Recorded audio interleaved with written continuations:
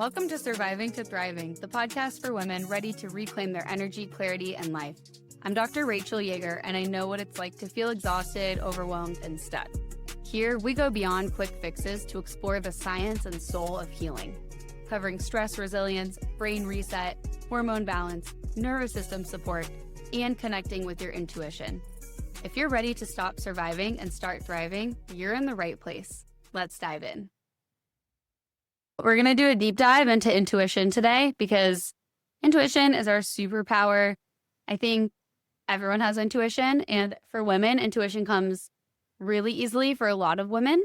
And for me, this has been a huge part of my healing journey. And honestly, probably the most important thing I've done is switch from trying to think everything through logically to actually feeling my way through life to make my decisions. So let's dive in to intuition. So a lot of women feel like they can't hear their intuition, or they've lost their intuition, or feel lost spiritually. And what I see often that's really happening is that our nervous system is dysregulated. So our nervous system, our brain, and its connection to all the nerves and all those signals it's sending in our body is like our gateway, our physical gateway between our consciousness, which you could say embodies our spirit, and our intuition, which is tied to that, and our physical self, like our physical vessel, our body. So our nervous system can receive information, and it's also sending information to our body constantly. So if we're dysregulated, if we don't have a balanced nervous system state and we're in survival mode, it's going to be so hard to tap into intuition. It's really hard for me to get a gut feeling or feel grounded and feel like I'm really in my body. If I wiggle my fingers and my toes, feel like I was already fully present with all my energy down in my body. It's really hard to have that grounded sense when I feel like I'm in this fight or flight survival mode. So if your subconscious brain is still running old survival programs, it's going to be harder to tap into your intuition. So that can be a really big barrier. Another thing is intuition is receiving. So as a woman growing up in a patriarchal society where the default for everything and the standard for everything is whatever would be happening in a man's brain. So all the books that we read in school and what, philosophy is. I took a class and it was like, this is philosophy. These are the standards of philosophy. And they were all male philosophers. And everything about the standards that were set to meet that are considered, quote, standard in society, these are benchmarks and happenings that are common with men, but this does not represent what's going on in our nervous system, as women. And so the body not feeling safe enough to receive is huge because in our patriarchal society, the dominant energy is, if we think about Chinese medicine, we have yin and yang. It's the yang energy. It's the outpouring of energy. It's the fire. It's the reaching out. It's the pushing. It's the pushing through to accomplish what we want. Using logic and reason and making a plan and executing that plan and going for what you want and hustling and all those things. That's all yang energy. That is the dominant energy in our society. Our society rewards those behaviors because it is built on that yang energy. So yin energy, which is also considered feminine energy, and even though I'm talking about men and women, this is energy everyone has. Ideally, we all have a balance of masculine and feminine energy, and it has nothing to do with your actual sexual masculinity or sexual femininity. You might feel that you have more masculine energy in general or more feminine energy in general, and that can go for anyone of any sex. So if we think about this feminine yin energy of receiving, yin energy is letting stuff flow in, being open to receive information, receiving guidance, receiving messages, being able to receive love. All of that is very yin. Yin is, am I still enough and am I connected inward enough to be able to tap in to that kind of receiving energy? And so with spirituality, a lot of times we are going to be most connected if we're able to receive. We're pushing out trying to connect to somewhere and we're putting our arm out and we're reaching out for something.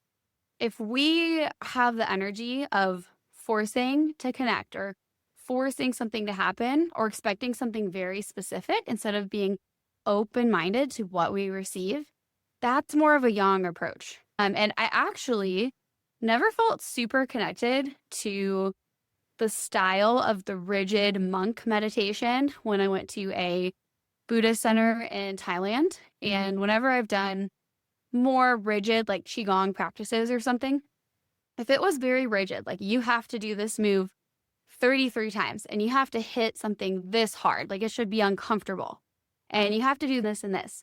All those things can be so helpful for someone. I'm not discounting those methods at all.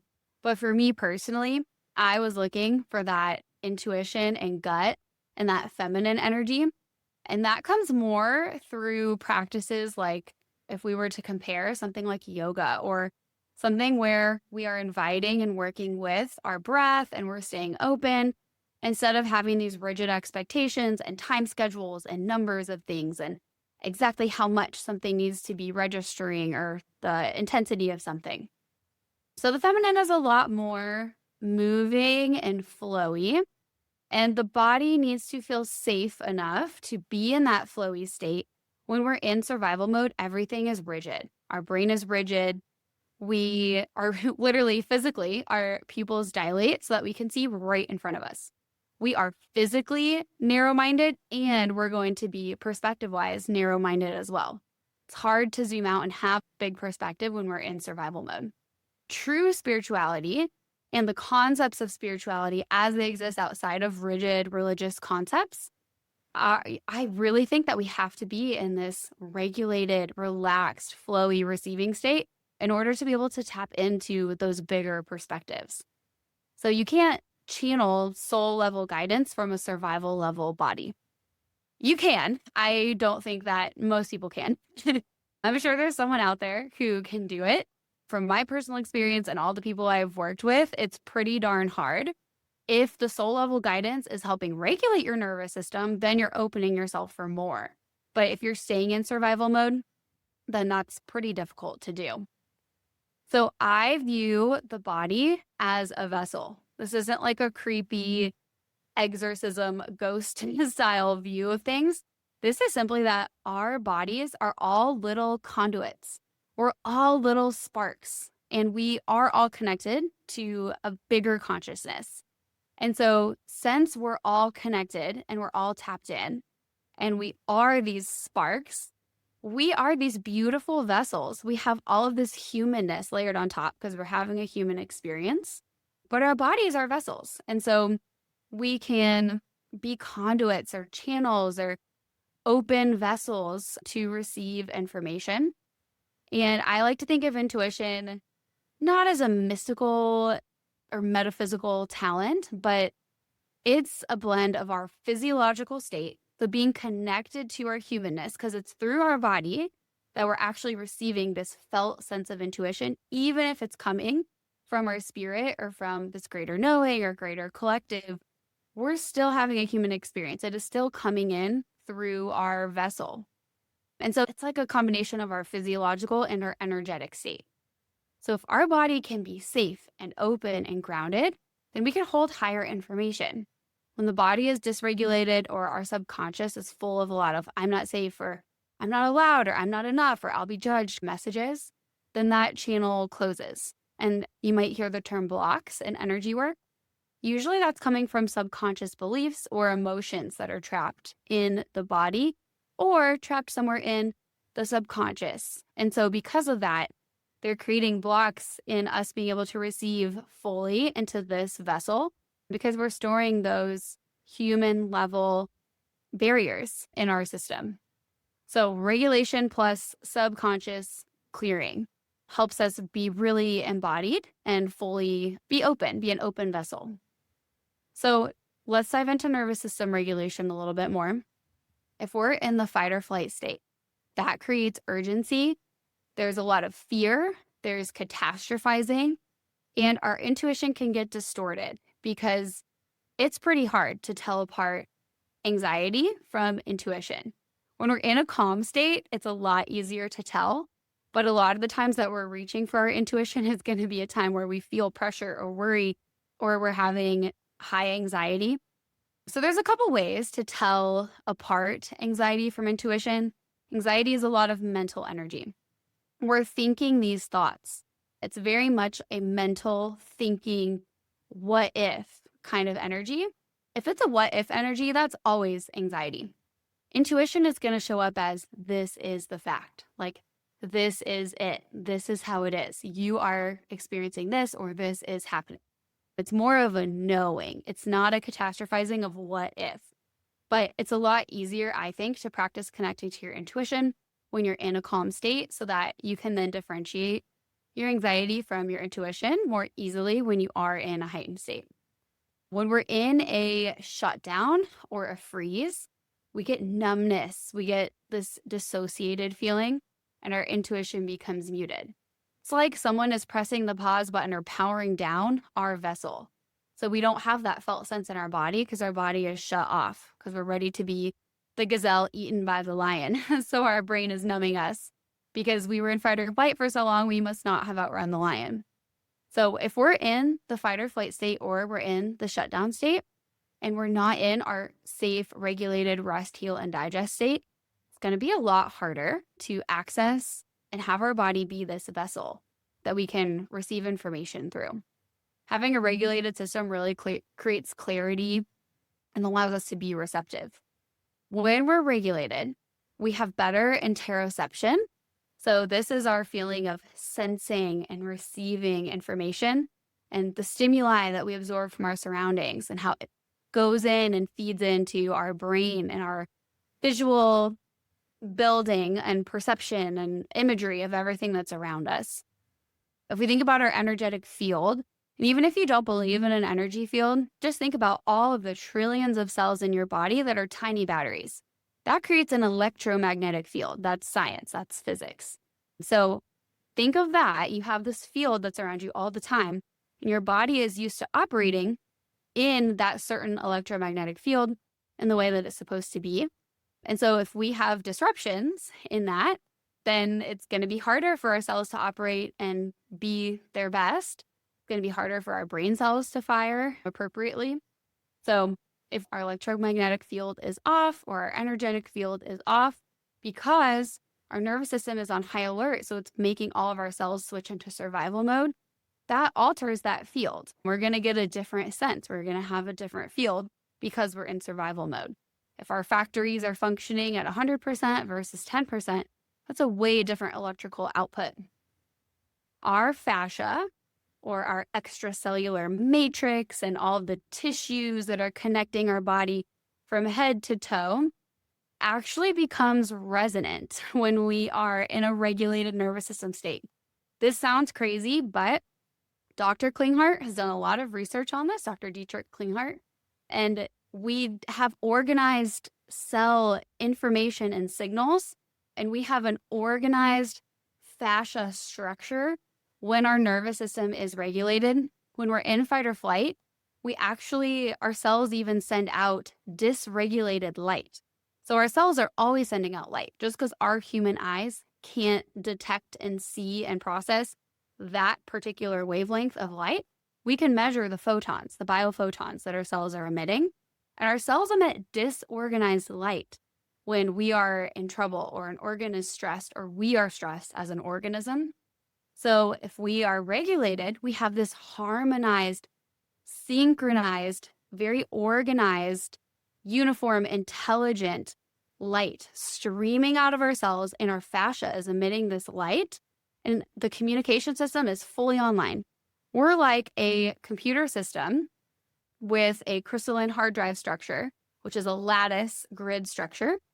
That's our grid. It's all lined up. Everything is communicating. Everything is plugged in and operating the way that it should. Versus if you get your computer wet or something and then you're trying to send signals, we don't have a resonant, coherent communication system. And also when our nervous system is regulated, subtle signs are going to be more noticeable. So something we might have missed before, we're actually going to be able to pick up and perceive and then act on. And so Whether or not you believe in spirit guides or where these messages can come from, whatever it is, you're going to be able to have more information and more awareness and more receiving if you're in a regulated state. So let's talk about our subconscious beliefs. These block our intuition. And our subconscious, I feel like it's taking a lot of heat lately. We're talking about nervous system dysregulation and it's because our subconscious is doing this, and that's creating these problems in our body or this problem in our mental health. But our subconscious brain is acting based on what it thinks is our best interests. Our subconscious brain's only goal is for us to survive. Survival, period. It is trying to keep us alive. It has our best interest at heart, and it just wants us to survive, and it is cataloging our threats. It's building a negative file cabinet so that we can avoid these possible threats. It's logging all of this other information that can cause us to have a negative skewing of the world if we don't actively do things to help counter that. But our subconscious might hold beliefs like, it's not safe to slow down. I must be perfect. Or if I listen to myself, I'll make a mistake. Or being intuitive makes me weird. I need external validation before I act. If I trust my instincts, I'll get hurt. If we're having those kind of blocking beliefs, then our nervous system isn't going to allow intuitive guidance through. There's so many more subconscious beliefs. We're always going to have some blocking subconscious beliefs because we are humans, and our subconscious brain is a big part of our humanness. And we're all constantly acting to get our needs met and to feel certain emotions and avoid distressing emotions. So we're all trying to be happy or trying to feel a certain way. And so this is all wrapped up in our subconscious beliefs. A lot of our subconscious beliefs are formed between the ages of 0 and 7. And so really working with that inner child, doing stuff like IFS parts work can be really helpful for understanding what your beliefs are so that you can then examine them. And for me, a lot of subconscious beliefs that I held were not my own. They came from other people, or they came from societal constructs or religious constructs. And they were actually truly my truth. They weren't things that I truly believed.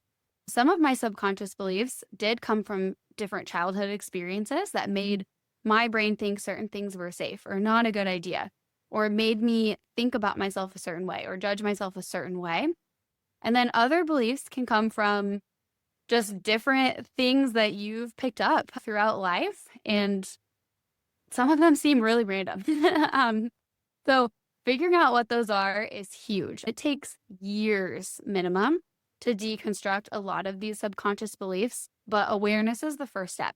So if you're sitting there thinking, I feel great all the time, I don't have any negative self-talk, I hear you. I feel pretty great all the time. I don't have negative self-talk in my head. Like I don't have that narrative voice that people describe. And I still had so many subconscious beliefs to dismantle because we live in this society. We didn't grow up by ourselves in the wood, experiencing the world in a totally uninfluenced way. So intuition requires permission from our subconscious. If we have these beliefs that are blocking us, we're not getting that permission. Our subconscious is not trying to sabotage us. It's trying to protect us. But this is where we can come in and say, okay, I'm the adult. Like we're in 2025 right now. And here's what we're going to do because these beliefs are no longer serving me. Or this belief is serving me and I'm going to keep this one, whatever it is. We want to be able to sort through these with a really accurate lens. And one last note on that, one thing that really helped me explore my subconscious beliefs is brain spotting. This is where you use your eyes as a gateway to your brain. Don't even have to speak. You don't have to share anything about anything that you're thinking about. And you will have a belief pop in your head. You will be like, wow, I feel so angry and I feel this feeling of whatever it is. That's a subconscious belief popping up. So it's a really neat, quick way to dive into your subconscious beliefs without having to wade through just purely CBT talk therapy to try to figure out what might be there. So how can physical things interfere with receiving this intuition guidance? So inflammation interferes with that interoception sense where we're feeling and using all of our senses, including our gut feeling, intuition, felt sense. Inflammation is affecting our nerves. So it's going to affect the signals that we receive and how we view things. Chronic illness puts our body in survival mode. It makes us hyper vigilant. It makes us wonder and worry and think about things. It gives us anxiety. It can contribute to mental health conditions. And just for context here, even mental health conditions like schizophrenia have been linked to vector-borne disease like Lyme disease and nutrient deficiencies and autoimmunity like celiac, and so many physical causes of brain inflammation. Chronic illness puts us in survival mode. Things like mold and Lyme, they activate that hypervigilance system. If we have hormone shifts, that clouds our perception and our emotional clarity, because then we're like, is this feeling we're getting coming from our felt gut feeling sense, or is this coming from something else because my hormones are off and so I'm having more of this upset feeling or whatever it is?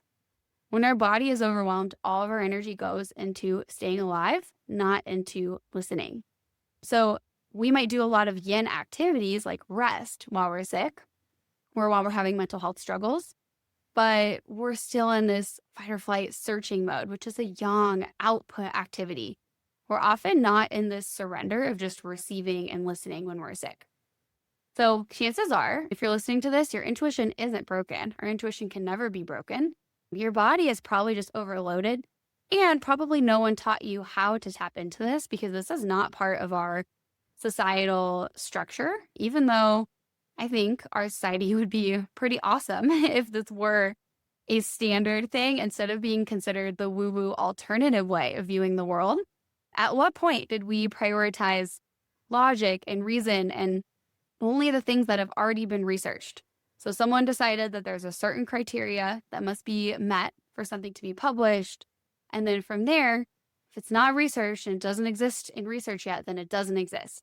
So what about the time before probiotics when those were bogus? And what about the time before SIBO when saying you had an overgrowth of normal bacteria was all a hoax? Because there wasn't research yet. Now there's so much research on both of those things, so they're suddenly valid concepts. But I think we should challenge this idea of something must be written in this way that someone in society designated as the standard, and we all inherited that construct growing up. What about our gut feeling? How did we find out all of these thousands, hundreds of thousands of herbs out there? Did someone just try every single one and try to figure out what happened in their body and see if they were poisonous and if they died or not? No, we know from different native tribes that they were receiving information. They were open. They were listening to their intuition. They were receiving guidance. And based on that guidance, they were told to go try this plant or to go do this, or that this plant had this properties, or that this one would have these effects and this one was safe and this one wasn't. So receiving that information can be a part of our health practice. And just sitting and receiving can actually be a huge part of healing. Doesn't have to be this big yang research effort all the time. It's great to have that too, but I don't think that should be our only backbone. So let's talk about embodying our soul energy. So my truth for me is that we all have a soul and we also have a physical body. And our soul is a little bit bigger than our body. It stretches out around us. It's like a pillowy little bubble around us and a couple of feet out away from our body. And so we have this soul. Our soul has its own sensing and perception. And then we have our human body, which also has its own sensing and perception. And our soul can anchor into and fully surround and fully embody our body. Or you may have heard this in near-death experiences or people who have passed and then come back to life, that your soul drifts out, floats above your body. So your soul can be separate from your body. But in this lifetime, if we are fully embodied and we're healthy and we're living as our best selves, then our soul and our body are going to be overlapping. They're going to be taking up the same space. I feel like soul energy can only anchor fully into a regulated body. If we're dysregulated, so we're not feeling like we're grounded in our body, that usually means our soul is not fully down in our body. I've worked with a lot of really neat energy workers, and when I would first start, they'd be like, let's bring your energy down into your body. And I'd be like, what do you mean? How could my energy not be in my body? I'm sitting here talking. But then over time, as I tried it and I wiggled my fingers and I wiggled my toe and I wiggled my big toe and then my second toe, then I paid attention to my heel and then my calf and then my knee. And I would flow up the rest of my body. And that awareness in my body did make me feel different. I had a different experience. And I noticed that when I felt like I was really in my body and my body really felt like mine, and it felt like my soul was really overlapping the space that my body was taking up, that's when I felt really regulated and grounded and most like myself. Life felt easiest. It felt the easiest to make decisions. I had a lot more clarity. I had a lot more courage. I felt more of my natural instinct and more guidance and direction. So this is what we call embodiment. Somatic therapy is getting really popular. And because people are recognizing the benefits of this embodiment, even if it's not something that we can easily research, this embodiment is a huge prerequisite for us getting to feel like our best, calm, grounded selves. And I think that we're going to have more and more research about it. There are some researchers out there that are actually starting to measure things like consciousness and intention.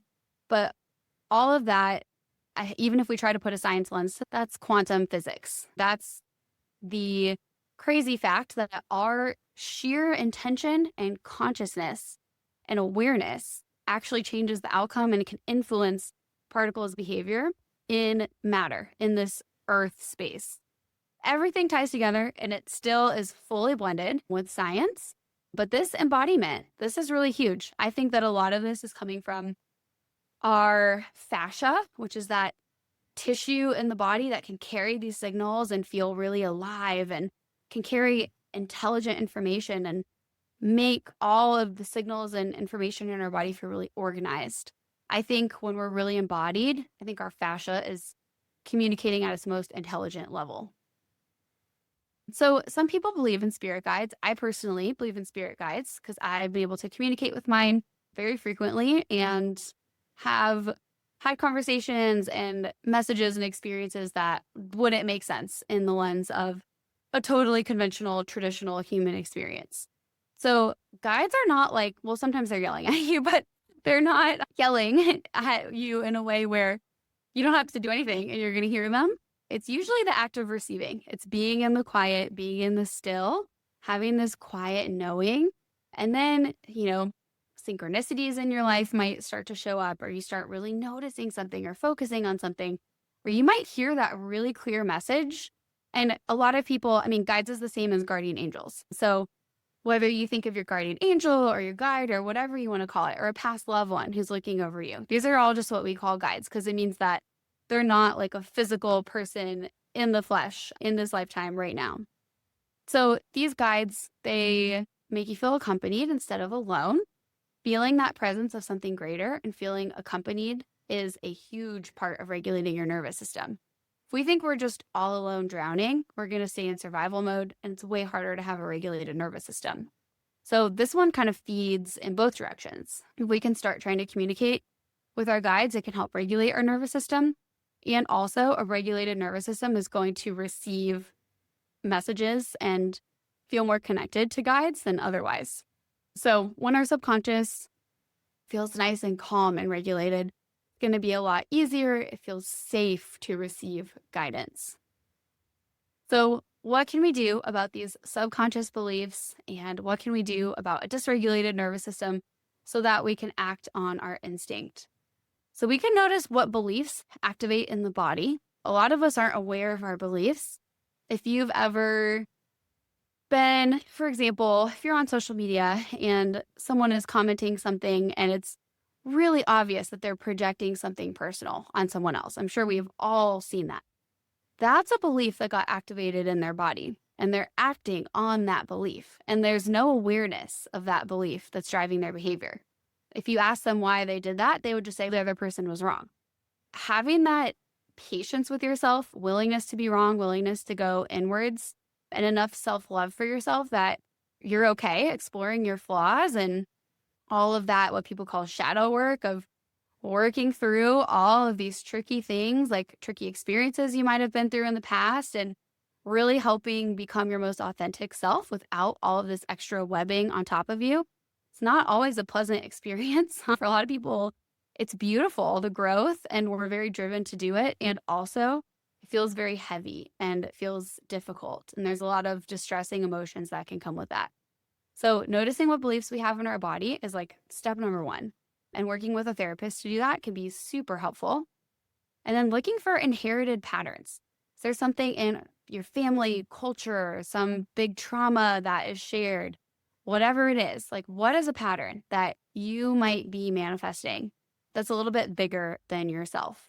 So epigenetics, we know that our DNA actually can transfer down trauma from generations to generations, changes our DNA, and that is passed down. People can have fears of something without even knowing what their ancestors experienced. And so whether you look at it through the science lens or you just look at ancestral patterns, there's a lot that can be explored there. Rewriting the belief that I'm not safe into I can trust my body, or I can trust my guidance to help my body and work with my body or my mind or whatever it is. We can allow our inner child or younger versions of ourselves to feel safe. So I had a great childhood. I truly did. And I still have had to do a lot of inner child work because we're learning a new world that we don't know when we're children. And we're encountering non-perfect humans. We're all non-perfect. So we all have some imperfect beliefs and things that don't serve us, no matter how great our childhood was. And releasing rules that were survival strategies but no longer needed.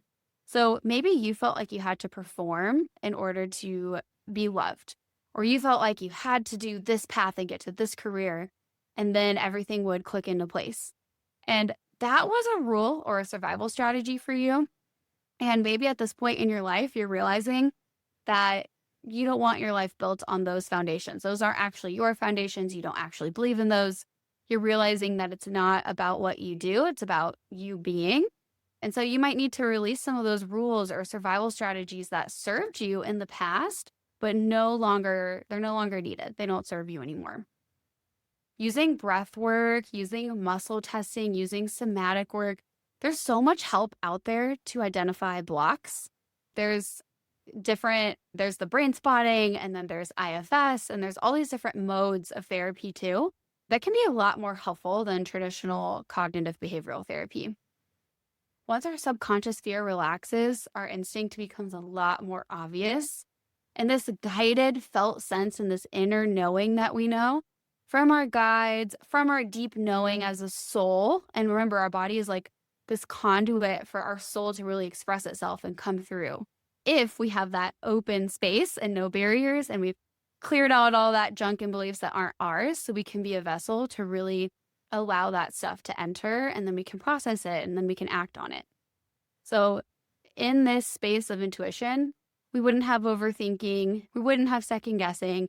You can still use logic and rationality, but you would be making decisions primarily through your felt sense of a knowing.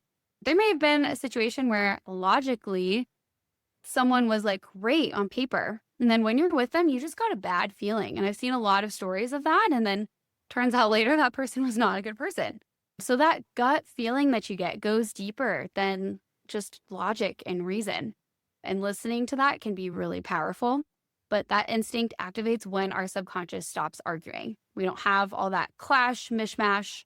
We have intelligent organization in our body because we've cleared out those beliefs that are this confusing energy that would be causing our body to have more disorganized signals. So we could view it as 3 layers that would align for our intuition to flow. So we can have a regulated nervous system in our body. We can have our subconscious giving us permission and safety and not being a bunch of white noise of these beliefs that aren't even ours, so that in our authentic self, we can be open and have space to receive and hold. And then from our soul, we can have clarity and higher guidance and really tap into our soul guides and something bigger than ourselves and information coming from outside. It's technically coming from within ourselves, but not in our brains, not in our heads. It's coming from within through the great collective, through this bigger energy that we're all part of. So being able to tap into that something bigger than ourselves. When all of these are aligned, that's when our intuition can flow. So practices that can help us create clarity in our body as a channel, as this beautiful vessel, to be able to hold this beautiful instinct, intuition, energy. Physically, hydration and minerals. Our cells need to be able to work. They need to be able to signal. We need to be able to have that intelligent organization in our fascia for our body's communication system. And a lot of times, if we're dehydrated, if we're low in nutrients, or if there's other factors that are causing our cell batteries to not be fully charged, like inflammation that's blocking that charge, then that's all going to affect our ability to be that channel. Getting morning sunlight, the light from the sun. You could do red light therapy, you could do infrared sauna, you could do blue light therapy, you could do all these things. Those are all in the sun spectrum of light. Sunlight is amazing. We've done so much research on how this affects our circadian rhythm and our sleep and our happiness, and it boosts our serotonin and our dopamine. But also, if we are actually light beings, all of our cells, remember, are emitting biophotons. They're all emitting light. Then we also are going to thrive and have this response to light. We are light, and light is really nourishing to us. Our mitochondria, which are the powerhouses of our cells, if you remember from your 6th grade biology class, that is all receiving that information from the light. Light carries information. A photon can store so much information. We don't even know what is in there. Like, I don't think we have a lot of technology at this point to truly dive that deep into quantum physics. Like, we're doing really cool experiments. Like, they're doing some neat stuff out there. But I don't think we are ever, as humans, going to fully understand everything energetically that comes with that light and everything that's being transmitted in that photon that we're receiving, because photons hold information. So when we receive that light, we're not only getting the therapeutic wavelengths of light, but we're getting all that information too. Putting our feet on the floor, or especially on the ground outside, or any kind of conductive material like a stone, so that we can get that energy from the earth. So we build up positive charge. We get an accumulation of protons throughout the day, and the earth has a slightly negative charge. And research shows we lower our inflammation when we ground and we actually connect to the earth. In Chinese medicine, all of our meridians start in the feet, or they have a point for our organs that's reflected in the feet. And so something particularly about the feet and the soles of our feet, maybe because we're meant to walk upright so our feet actually touch the ground, but there's something about connecting that to the earth's electromagnetic field. So remember, we're a bunch of cell batteries putting out an electromagnetic field. The earth has a ton of minerals and metals, and it has its own things going on, and it also has its own electromagnetic field.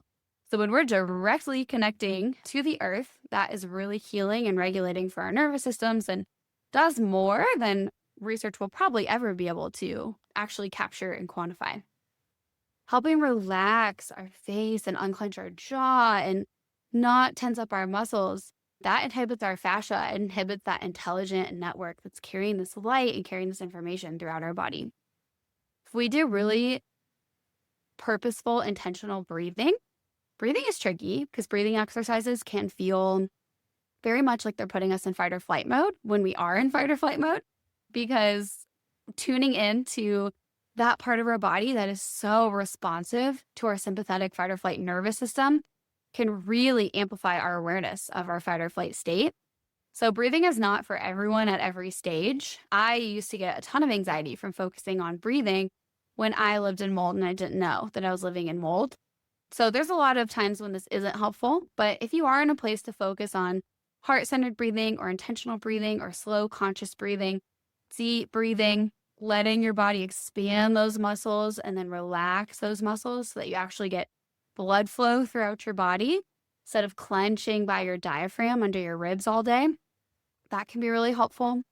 Feeling your emotions, letting your emotions move through you and experiencing them, that's really helpful. You can ask your subconscious, do I feel open and safe right now to receive guidance? Just see what your body says. Does it say yes? Does it say no? Don't listen in your mind. Listen from your body, or take your brain out, put it aside for a second, like literally imagine putting it aside on your shoulder for a second, And then whatever the split second answer that comes in when you're just almost in a dream state, like you're not fully focused, you're like daydreaming almost. See what comes through, see what that first answer is. And that's the actual answer, not the logically, I feel this way actually, and like rationalizing your way out of it. And then you can also journal. Journaling can be really powerful for a lot of people. What am I afraid will happen if I trust myself? What am I afraid would shift in my life if I started acting more like my authentic self? That can be really helpful to explore. So when you become this vessel and you're able to receive your intuition and you're able to have this clear guidance, what does life feel like? So basically everything becomes easier. It's easier to make decisions. It's easier to move through your day. You don't feel alone. You feel connected. You don't feel like you have to have the right answer and you have to, like it's up to you to solve all your problems, because the answer is going to show up for you. It's going to be really obvious and clear what the decision is. Signals are clear. Things don't feel like you have to force it anymore or push or try so hard or exhaust yourself into burnout in order to get the answer or get where you want to be. You can act on instinct without second guessing yourself. So instead of overthinking or thinking back, oh, did I make the right decision? You wouldn't have that overthinking happening. Feel guided. You can really embrace your own knowing instead of abandoning it. A lot of us, without being consciously aware, are throughout our day constantly abandoning our own knowing. And we'll feel like our soul is in the same space as our body and that we're really embodied. And that can help us feel ready to show up and to go through each day in this human experience when our soul is in our body, not outside of it. So your intuition is waiting for you. It never left. It's simply waiting for your body and subconscious to feel safe enough to let it through. It is always a part of you. It is always there, whether it feels easy or not for you to access it. You do have intuition. Some people are naturally going to have more propensity to really be a channel and tap into this intuition. And other people might only do it more on a surface level, but we all have it as a potential waiting for us. So think for yourself. Just think in your mind about a time when you knew something instinctually. And were you blocked from acting on it? Did a belief or a concern block you from acting on it? Or did you act on it? And that might have been you got a weird feeling about something, or you got a feeling about a job or a place or a person or a partner, whatever it might be. Or maybe you narrowly avoided a car accident. Whatever it is, think about a moment when you experienced intuition and think of how beautiful that was to have that knowing come into your life. All right. It was good to share this message with everyone. Hope everyone has a great day, and I'll catch you next time. Thank you for tuning in to Surviving to Thriving. If you enjoyed today's episode, share it with a friend and subscribe so you don't miss the next one. This show is for education and inspiration, not medical advice. For tools and next steps to restore your health, energy, and peace of mind, visit my website or connect with me online. The links are in the show notes. Until next time, keep believing. Thriving is possible for you.